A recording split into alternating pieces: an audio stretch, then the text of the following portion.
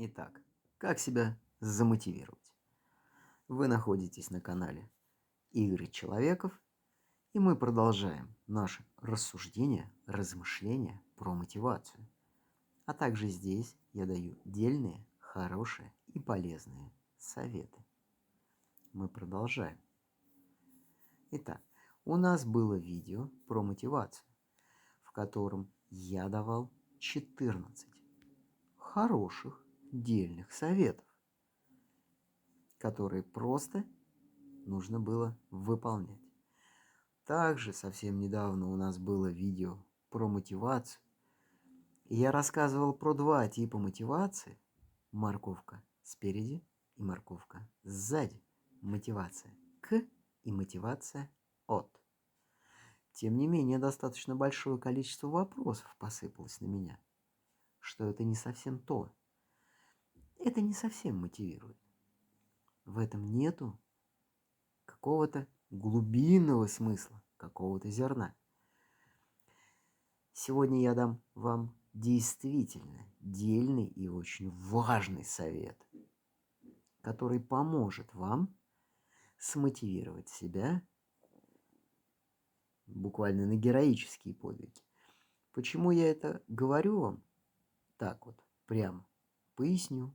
Когда-то я делал то же самое. Чего греха таить? Я и сейчас периодически это делаю. Ну, потому что опыт показывает, что это помогает. Соответственно.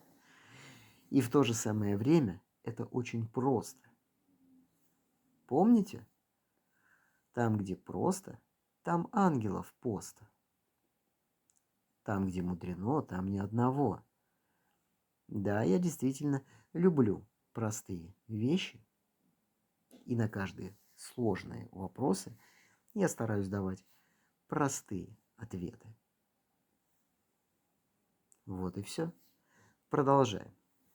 Итак, для того, чтобы вы сами могли себя замотивировать, и именно здесь корень состоит в том, чтобы вы сами, не нужно идти куда-то к психологам, к специалистам, к медиумам, к магам. Нет, сами. Это гораздо проще, гораздо дешевле и гораздо удобнее. И вам не нужно будет чужому человеку, кому бы то ни было, рассказывать и выворачивать свою душу наизнанку. И это очень важный момент, я считаю. Итак, для того, чтобы вам себя замотивировать, вам необходимо написать сочинение. Да, вы не ослышались. Именно сочинение. И это будет сочинение на свободную тему. Вам в этом сочинении необходимо будет просто написать о том, что с вами случится, если вы чего-то не сделаете. Просто. Одному моему знакомому, он уже успешный пикапер, он знакомится с девушками, соблазняет их. Но когда-то, 3 года назад, он боялся подходить. Этот совет я ему дал. Давайте на его примере я вам этот совет разжую, распишу, обыграю. Давайте начинаем.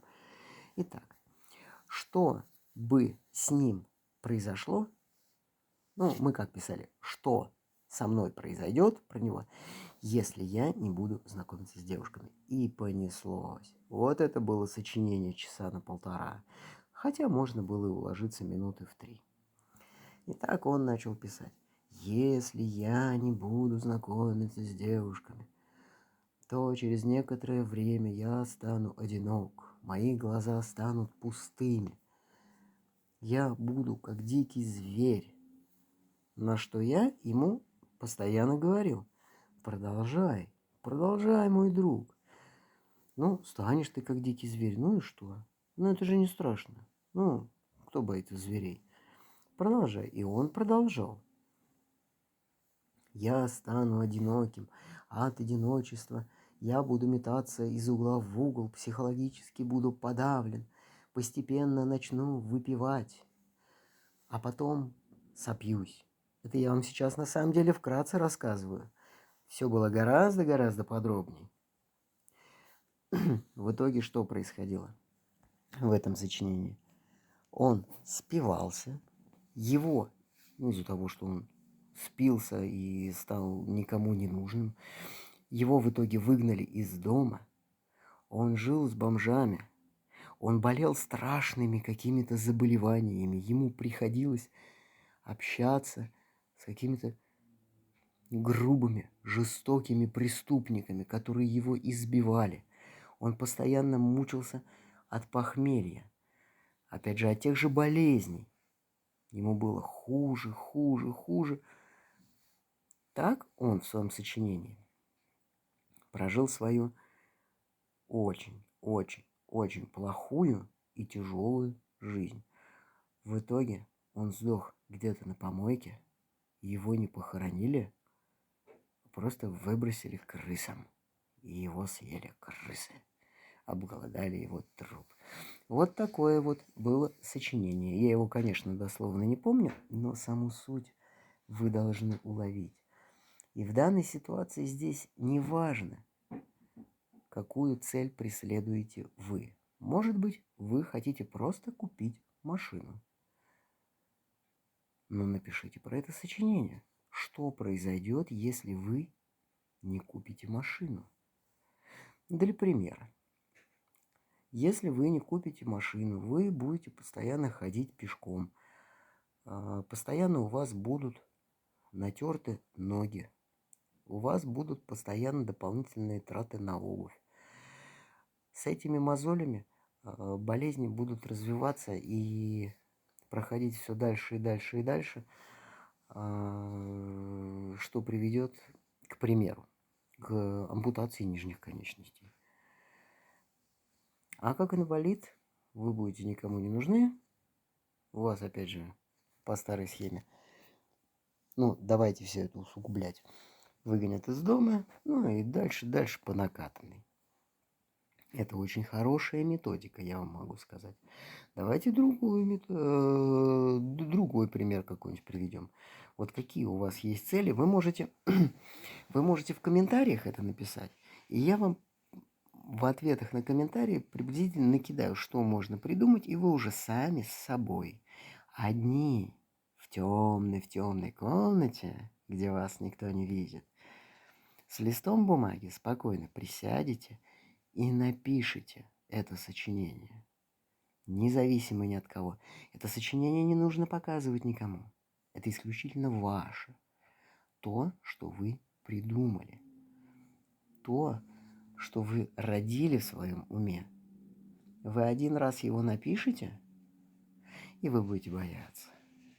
Вы будете бояться этого будущего, которое вы себе написали. И вы будете всеми силами, всеми правдами и неправдами его избегать. И я вас уверяю, у вас получится. Ну, потому что то, что вы напишете, такого ужаса в своей жизни не хочет никто. Это я вам гарантирую. Примеров можно приводить огромнейшее количество. То есть, что произойдет, если я не куплю себе PlayStation? Что произойдет, если я не познакомлюсь с этой девушкой? Что произойдет, если я не буду зарабатывать $100 тысяч в месяц? Это ваша жизнь. Вы описываете проблемы, вы задаете сами себе вопрос, что произойдет, если чего-то не будет. Понимаете? И таким образом вы сами регулируете свое видение, свой взгляд на вещи, свое поведение. Вы усмиряете свое эго. Вы усмиряете свои страхи, свои боязни, свой комплекс неполноценности, наконец, который, по большому счету, признайтесь, он вам не нужен. Поэтому бояться нечего. Жизнь у вас одна, и в нее надо с улыбкой, с удовольствием с радостью играть, как нормальный человек. А мы с вами же нормальные человеки. Конечно же, мы с вами самые лучшие. Подписывайтесь на наш канал, отправляйте это видео своим друзьям, оставляйте пару-тройку комментариев, давайте продвигаться. И я обязательно буду давать вам еще и еще советы, которые помогут вам сделать вашу жизнь лучше.